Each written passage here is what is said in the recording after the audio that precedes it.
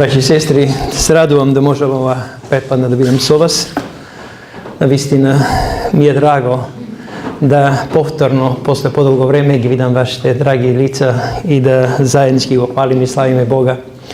Od posljednjeg put koja bih ovdje pomine skoro 5 mjeseci. To nikoj ne veruješ da dolgo će pomine, jaz najmalko. A majte, takvi bia okolnostите, da što to vreme koja posljednji put bih ovdje, majka mi beše u bolnici, tu kao Kavadarci, imaše mozečni udar. I ima problemi sa svoje to zdravlje, vidot je mnogo narušeno, pogotovo razumot. Stalno ima čustvo deka ne je doma, deka treba da ja odneseme doma i ponekad se slučuje po i 48 sata da uopšte ne zaspije, niko ne saka v krevet, mada je mnogo slaba na noze. I taka stalno moram pokrenja da sme. No, ne znači to deka nije sme bez bogoslužba. Ponekad skoro sme v sličen broj kako i vaši, se slučuvaš i do 25 duši da sme nekoja sabota sobrani, a skoro nikoš ne sme pomalko od 10 duši, 8, 9, skoro to je najmala ta cifra koga sme petok na večer, sabota pretpadne, sabota popladne, redovno si imame bogosluženije i to je ona što je najgolemi od blagoslov za jedno dete Božje. No se radujem da je deneska sme zajedno i ve pozdravujem site i oslakujem mir i Božji blagoslov. Neka Bog ve blagoslovi za svoj duh i neka na istinu ova vreme će opominjeme zajednički svega proučujući reči Božje da sveko od nas bude posebno blagosloveno vreme. Naša tema za danes, možemo ako ima nesekvedeme naslov, osamen i sam. Na samom početku sakam da podelim s vas nekoliko zborovi. Ovdje je poznat anglijski pisatelj George Gordon Byron, od njegovото delo Pozdrav domovine. Jaz pokušav da najdem na internet ova delo, ne uspejav. Možete nekogaš vo Maruševec, kako gimnazijale samo go ja naučiv delo od ova njegova pesna, ja naučiv na pamet i sakam da podelam svega, velam ne ja najdov na makedonski, ne se osudi da preveduvam pesna, ta gubi od svoje ta jačina koga će ja prevedeš i onaka nestručen i zato će podelam s vas samo delo od ova pesma na hrvatski jezik. I ona glasi ovaka: samac ja sam do Boga, sad na svetu tko je kriv, da ne marim ni za koga, kad ni za me nitko živ, naviko na tuđu hranu, znam da bi me za koji čas, da se vratim svome stanu, ugrizo i moj pas. Ova pesna je zemljena kako jedna remek delo, kako jedna od najpoznatije pesmi za jedan poseben knjižen pravectvo književnosti u literaturata, koji što je narečen so jedan germanski zbor Weltschmerz ili Svetska bol. Primer pesna za posebna grupa ljudi koji što se čusuvat mnogo osameni. I gledate ovdje ova ličnost za koga zborува, ovdje je Gordon Byron, je toliko osamen da koga bi se vratilo doma i njegovo kuće poveći ne bi go prepoznalo i ono jednostavno bi go raskinalo. I сега sakam da vi postavim jedno prašanje. Braći i sestri, da li je ovo vaš život? Vi se slučilo nekogaš? Da i vi ste se našli v slična situacija? Jednostavno toliko u života da vi nanese neki problemi, da ljudje ne možete da ve shvatat, pa iako ve shvaćat se može bi ne potpuno i da ve shvaćat ne može da vi pomognete i se čustvujete mnogo osameno. Se čustvujete jednostavno kako da više život od za vas nema nikakvo značenje. Da li neko se počustvuje tako? Ovi denovi čitav nešto na knjiga Zelena Vajt. Pred 2 godine, leto toga kogu iskoristiv za Jakova i čitav jedna knjiga koja mi беше mnogo interesna, svega za Jelena Vajt. I povtorno se podsjetiv na jedino neizino gorko iskustvo. Jaz verujem, da povište od nas znajeme, ama se podsjetiva nekoj raboti, a možda nekoj detalji nema da gi znajeme. Verujem da skoro svi znajeme da ta 1836. godina, koga imala samo 9 godini, dobila udar so kamen vo lice to. Odela so grupa učenici i nekoja postara učenička zadnjiv nešto počela da ga napađa i Jelena Vajt тогаш уште Елена Хармон, кога се свртила малку назад да види што е проблемот, ова девојче ударила со камен во лицето, од тој удар таа се онесвестила и била во кома 3 недели. После ова, незиното здравје било многу нарушено. Лицето било скроз изобличено. Уште поголема трагедија за неја било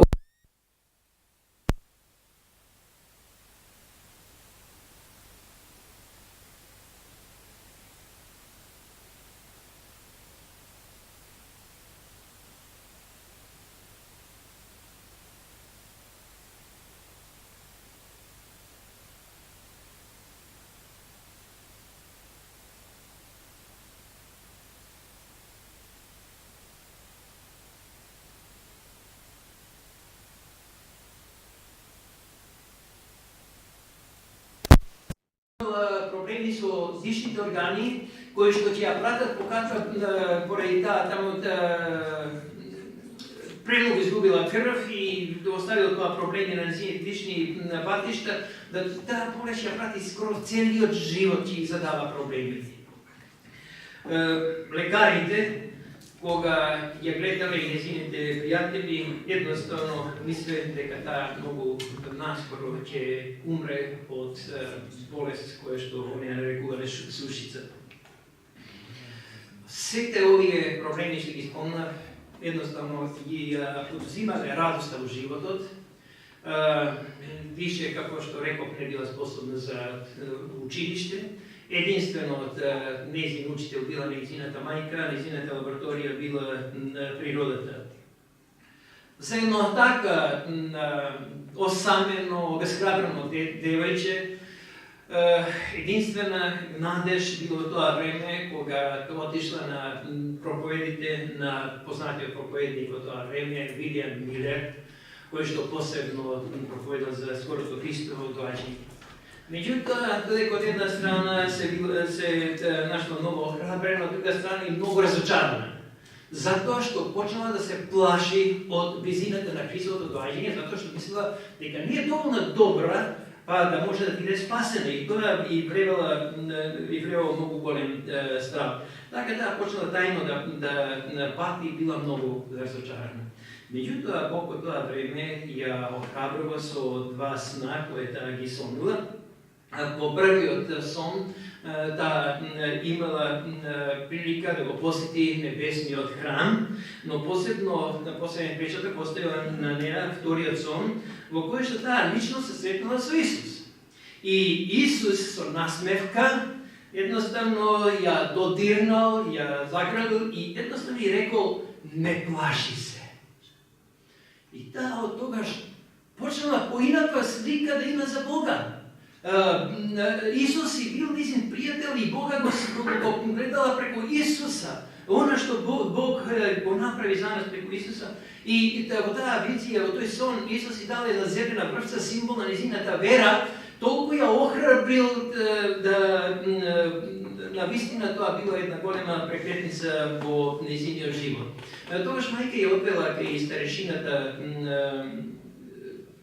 Штокман и таа рекла: дете, ти си многу млада, он имала само 16 години тогаш, кога ги добил овие визии, овие сонови. Ти си многу млада, ама он верувал во веродостојноста на овие сонови и рекол: тоа што ти ги доби овие сонови, тоа е знак дека Бог за тебе подготвува нешто големо. И навистина ова било многу големо охрабрување за неа во таа незина осаменост. Меѓутоа, кога зборувам за незиното разочарување, морам да споменам 1860 година, кога умрело незиното 3-годишно синче.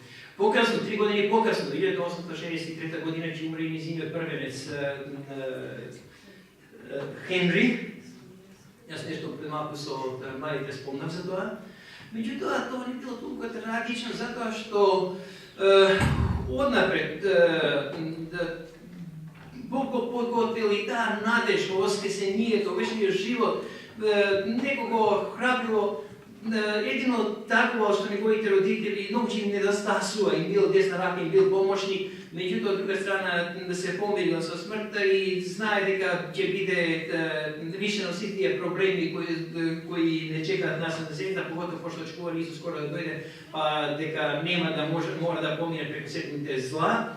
И многу не биле ожалостени после неговата смрт, некоја таа вера, таа надеж доста им значила. Меѓутоа не било така случај кога го изгубиле 1860 година нивното тромесечно дете. Се бореле со сите сили и со молитва за неговиот живот, меѓутоа најпосле ја изгубиле борбата, тој починал. Елена Вајт била толку скршена, незиното срце било скоро скршено. На погребот таа воопште не можела да плаче. Таква тага чувствувала и во таа тага веде Ники се свистила. Може само замислите колку била отчајна, колку била осамена во таа ситуација. Јас тоа ми е сега најсвежи што велам овие денови го читам и сакам да го споделам со вас. Да видиме како живот понекогаш вистина, животот знае да биде многу неправеден, како може навистина да ни се случат некои работи кои што многу можат да ни донесат проблеми во нашиот живот. Но сега вашето внимание сакам да го насочам кон еден од најумилените Исусови ученици, а тоа е апостол Јован. Ние поишто веројатно знаеме, ако не и сите, дека тој поради она што верувал и зборувал, како што пишува во Откровението, првата глава 9 стих, ајде се подсетиме на овие стихови, каква била неговата судбина. Во Откровение првата глава 9 стих, кај што вели: Јас Јован, вашиот брат и соучесник во скрбта и во царството и во трпението на Исуса, бев на островот наречен Патмос заради Словото Божие и заради сведоштвото на Исуса. Учениците биле многу осамени, многу тажни, скршени после смртта на нивниот спасител, на нивниот учител. Меѓутоа, после воскресението, после вознесението и оние за време на библиска полка ги имаме тој стих, зборовите на ангелите, не зошто се плашите, не се плашите, овој истиот Исус, новој начин, како што гледате дека се вознесува, новој исти начин ќе се врати повторно и се подсети на сите негови ветувања, а посебно на ветување да чекаат во Ерусалим и како после изливањето на Светиот Дух со голема сила почнале да проповедаат. Нивните ни пријатели очекувале да видат едни скршени, обезхрабрени, уплашени ученици, а кога тие почнале со голема сила и радост да зборат како Исус беше онај ветениот Месија, како да почнале да докажуваат од Библијата, од пророштата, дека навистина е тој оној кој што беше однапред проречен, а луѓето не го препознаа и го убија. Со таква сила не можел никој да ги замолчат. И покушале да го замолчат со тоа што го ставиле во котан со врел зејтин, но пошто и тоа не успеало, тие сковале еден пеколен план, го прогонали, го протерале Јован на островот Патмос, таму на тој пуст остров меѓу камењата, да едноставно умре во маки, глад и во неволја. Драги мои, интересно е, овде на овој осамен каменит и пуст остров, Јован пронашал своји пријатели и сопатници. Дали знаете, браќа и сестри, кои биле неговите пријатели и сопатници на овој пуст остров? Сакам со вас да споделам неколку мисли од библиски коментар. Он издаде кој го издаде Унијата на реформиот пократ на 866 страница, кај што вели: Меѓутоа, целата вселена ја посматрала борбата. И лично Бог, и Христос, и небесните ангели биле Јованови сопатници и другари на стеновитиот и пуст Патмос. Замислите, неговите непријатели мислеја дека тука толку ќе биде осамен. И во глад, во осаменост, од тага ќе умре. А вели овде слушнијата Господова, тој овде нашол пријатели и сопатници, и тоа не било кого, него сам Бог, Исус и небесните ангели биле неговите сопатници. И Јован своето откровение Јованови го започнува со тие зборови, како Исус лично го се јавува и како Исус му дава последна вест за последното време. Да, често во нашиот живот ние ќе бидеме осамени. Но Бог сака да не охрабри. Дека сепак детето Божие никогаш не е само. Може ние ќе речеме, окей, тоа бил Јован, најомилениот Исусов ученик, а со мене е поинаку. Но, браќи и сестри, дали се сеќаваме што пише во Исаија 49 глава 16 и 17 стих? Се сеќава ли некој што вели пророкот Исаија во 49 глава? Ајде да се подсетиме заеднички.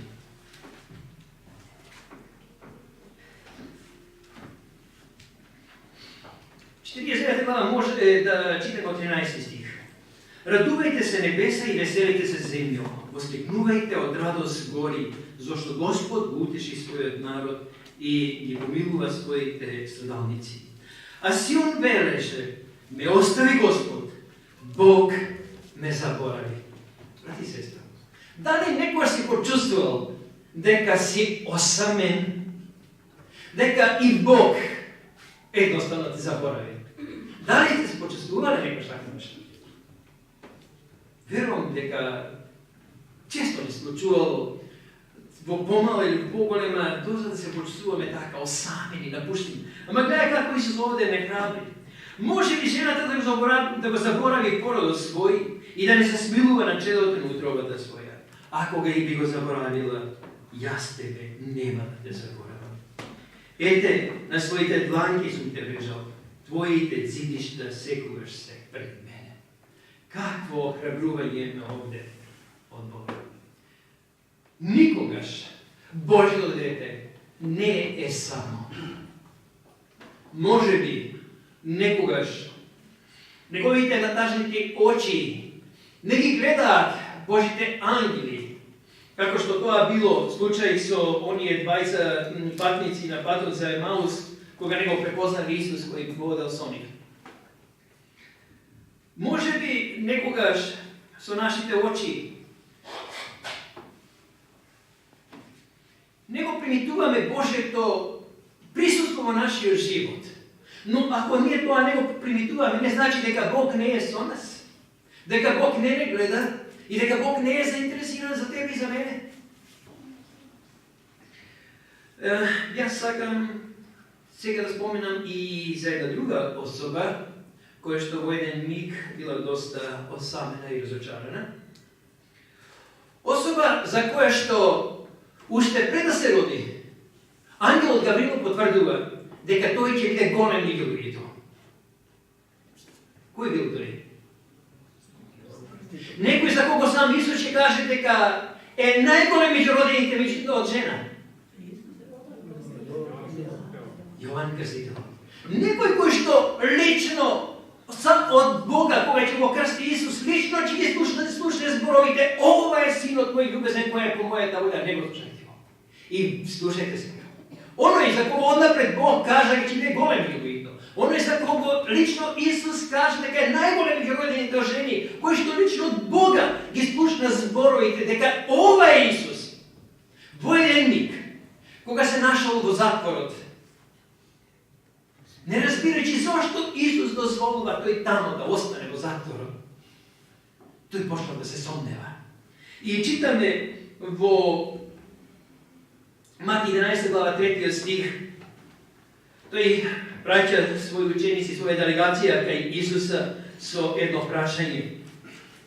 И Koje prašanje той му поставува?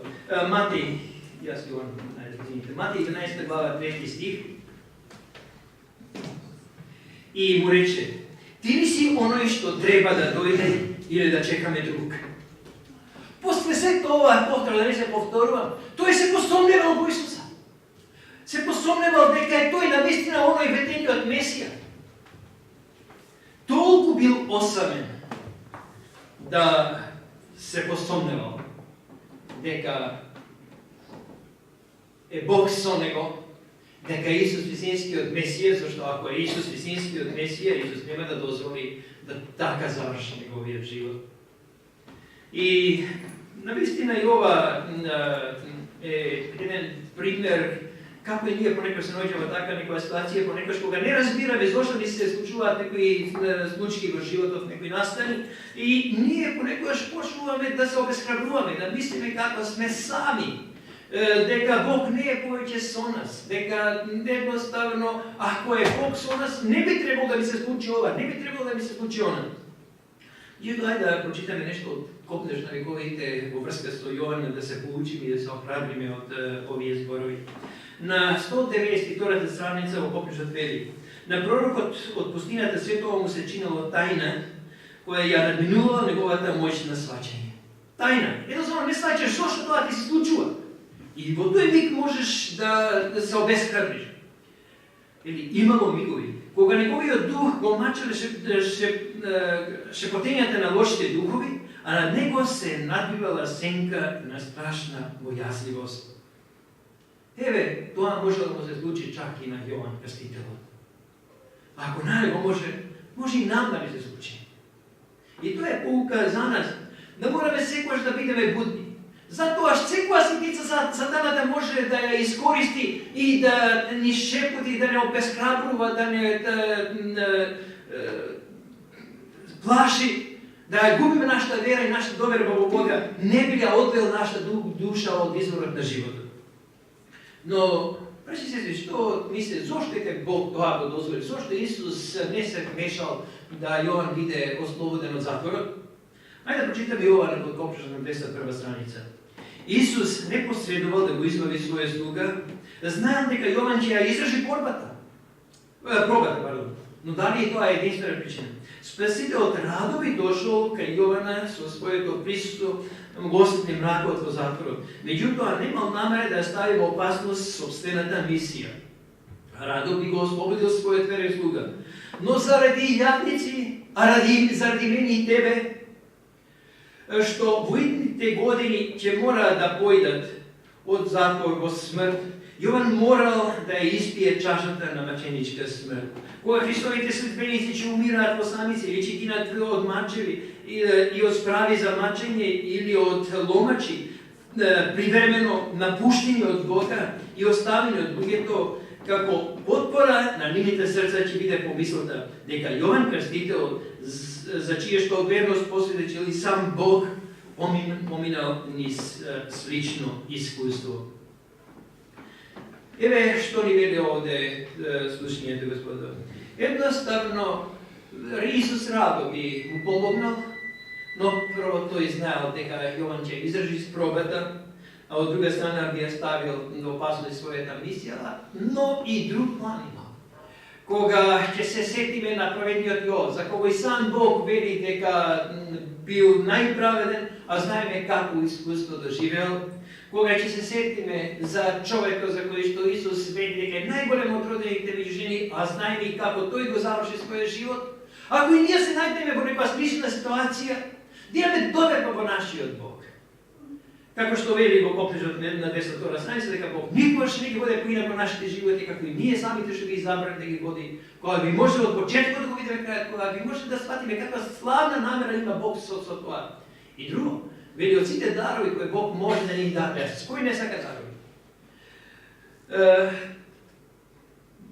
Да патиме за Христа. Тоа е вели најголемиот дар, заради вистината, заради верата. Најголема почест и најголема доверба. Бог има доверба дека ти на тој начин ќе опростиш Бога или Бог ќе се прослави преку тебе.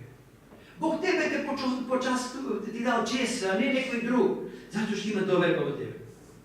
И кога збориме за тоа како и оние најголемите понекогаш може да бидат обесхрабрени, јас сакам да ве подсетам и на зборовите од Матеј 27 глава 46 стих. Матеј 27 глава 46 стих. А околу 9 час извика Исусови со глас и рече: или глава се охрани. А тоа значи: Боже мој, зошто ме остави? Еве во еден миг и Исус се почувствувал толку оставен, едноставно оставен и од Отецот, да ги изговара овие зборови: Боже, зошто ме остави? Во тој миг, кога Отецот морал да го заклони своето лице, кога морал да се повречи да Исус мора да умре, зашто спротивно Исус не можел да умре. Тој се осетил толку самен. Во тој миг не можел со неговите очи да биде подалеку од гробот. Се уплашил дека може би неговата смрт ќе биде вечна разделба од Отецот. И тој изговорил овие значени зборови. Ако Јован Крстител, и ако Исус може да изговорат овие зборови, да се почувствуваат во одредена ситуација осамени, напуштени, не е чудо што јас и ти можеме многу лесно да дојдеме од таква ситуација. Но нека не храбрат нивните искуства, дека Бог никогаш нема да не остави сами. Во големата борба на 121-та страница читаме: ниту еден лист од дрвото не паѓа без волјата на нашиот Отец. А колку повеќе се грижи тој за нас. И затоа во Исаја 49 глава што читавме: може ли да не заборави Бог, кој што така скапа цена даде за нас? Исус кој што својата крв ја даде за нас, може ли да не заборави? Вели неговите оние траги од клиновите стално не подстуваат на нас. А во Матеј 26 глава, од 25 стих тамо до 34 стих, што ни вели Исус? Погледајте на цвеќето, погледајте на птиците, како нашиот небесен Отец се грижи за нив. А колку сме ние поважни од нив? И затоа вели овде во големата борба: ниту еден лист од дрвото не паѓа без волја на нашиот Отец, а колку повеќе се грижи тој за нас. Или на 326 страница исто големата борба: но Исус и сите небески војски со љубов и сочувство ги гледаат испробаните и разочараните верни. И кога би се дигнал невидливиот превес што го дели видливиот од невидливиот свет, тогаш би можеле да се видат како им се придружуваат, на овие небесни, на овие непоколебливи души и како ги штитат од стрелите на сатаната. Би можеле да ги видат ангелите како им се приближуваат. Нешто како слугата на Елисије, кога Бог го отворил духовните очи, кога ја видел небесната војска. Така и ние. Тогаш, кога едноставно сме разочарани, осамени, кога би можеле тогаш со Божите очи да погледаме она невидливото, кога тогаш би било тоа за нас видливо, би виделе нешто што многу би не охрабрило во нашиот живот. Во Ризница првата или во на Старосвечанската црква на 86 страница Елена Вајт кажува за своето искуство, вели тако беше моето искуство, да на гробот гледав како на еден изнес во животот. Дали вам би се случило нешто слично? Понекогаш да така ви е тешко да мислите дека излез е само смртта.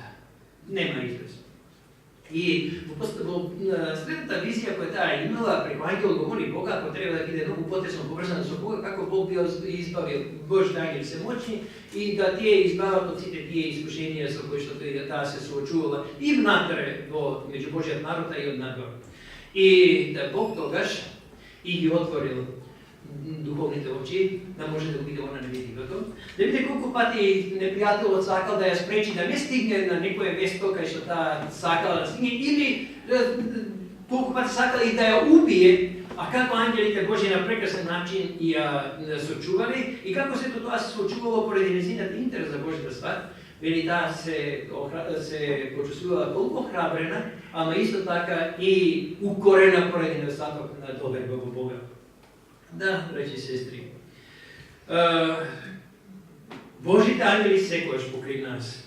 Овде ни се кажува дека тие ги придружуваат оние непоколебливи души. Но може би ние ќе помислиме, ние се колебаме, немаме доволно вера и ангелот Божи не напуштил. Но дали е така? Во Матеј 18 глава 10 стих, што вели Исус? Матеј 18 глава 10 стих.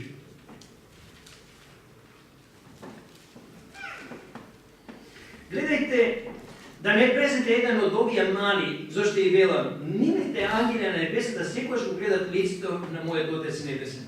Некогаш може би некој мене изгледа мал, незначителен и не го обрнува внимание.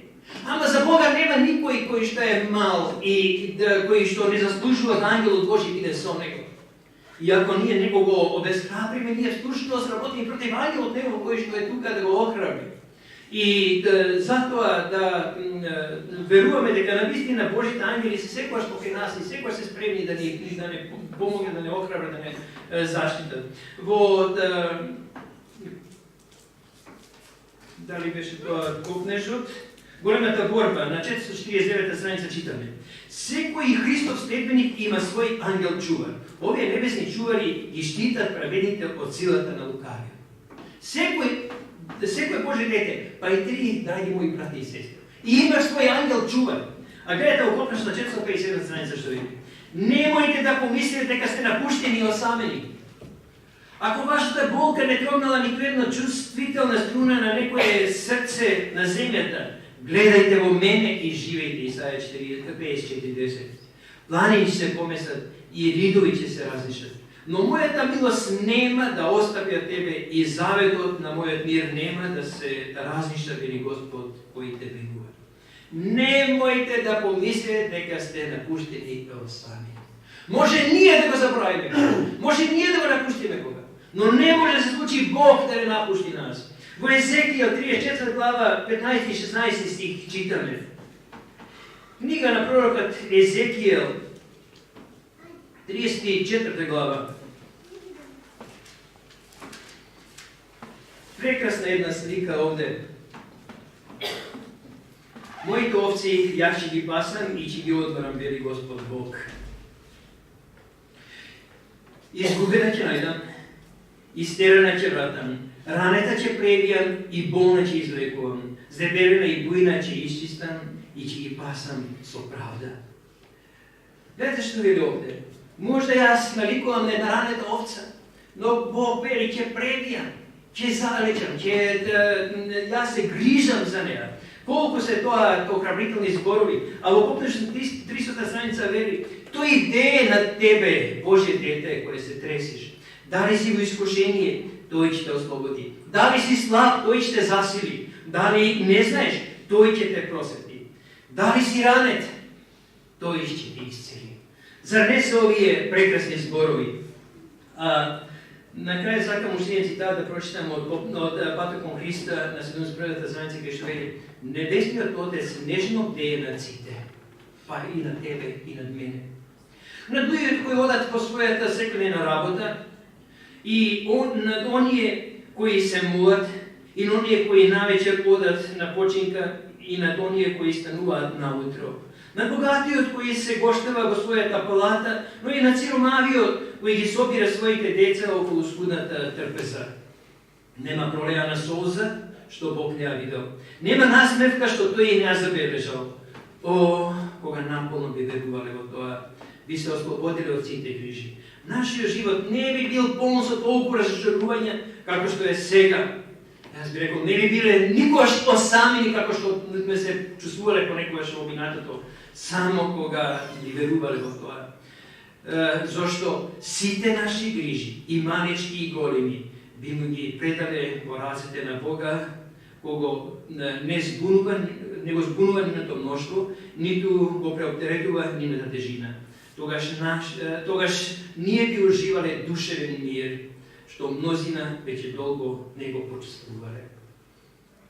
И, брати и сестро, ако во моментов все уште чувствуваме немир во нашите срца, во нашите души, Бог на крајот има уште една порака за нас. 1 Петрово 5:7. И со овие зборови ќе завршиме нашето денешно размислување. Сите своји загрижености преправете ги врз Него, зашто Тој се грижи за вас. Амин.